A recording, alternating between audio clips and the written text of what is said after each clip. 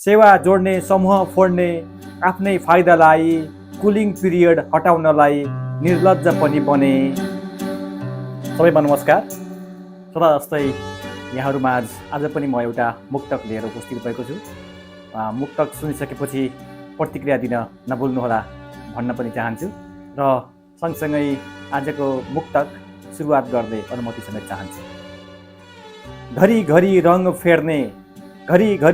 फेर्ने छेपारो पनि बने, घरिघरि रङ फेर्ने छेपारो पनि बने, आमाको थैली रित्ताएर आफू धनी बने, घरिघरि रङ फेर्ने छेपारो पनि बने, आमाको थैली रित्ताएर आफू धनी बने, सेवा जोड्ने समूह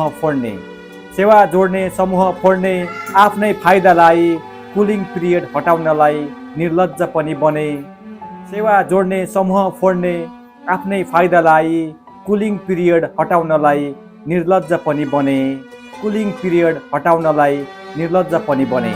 धन्यवाद, नमस्कार।